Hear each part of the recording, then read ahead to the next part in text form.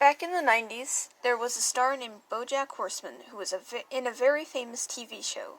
Now, this isn't necessarily true in our reality, but in my favorite piece of mixed media, also by the name of Bojack Horseman, that is absolute fact.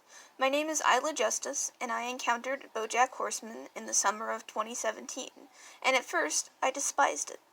It was stark, bleak, shocking, and honest about relative human perception, and at first, that was a hard pill to swallow.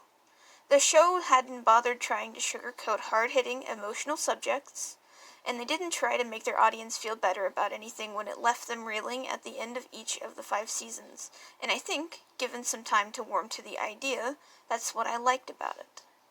There was almost no healthy release or comfort in the lives of these characters, and ultimately, that leads to a lot of ironic comedy in the show.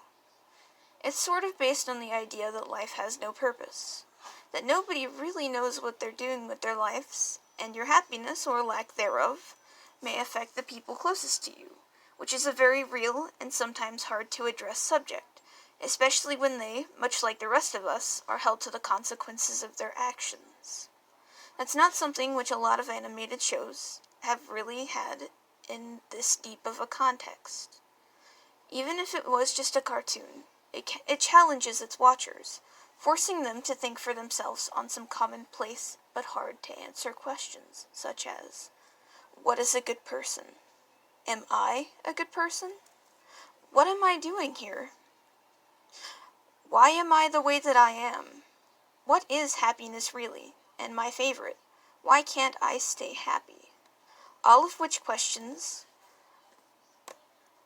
the characters face on a regular basis, and I'm sure that everyone can at least relate to once in their lives. Initially, I think that might be what made it my favorite.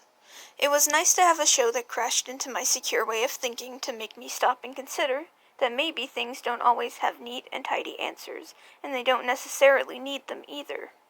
As for inspiration that the show could give me, Joseph Sugarman, Bojack's grandfather, states that time's arrow neither stands still nor reverses, it merely marches forward, and it sort of highlights this idea that sometimes complications pop up and there's nothing you can do to change the past, but you have to keep moving, and you have to keep trying.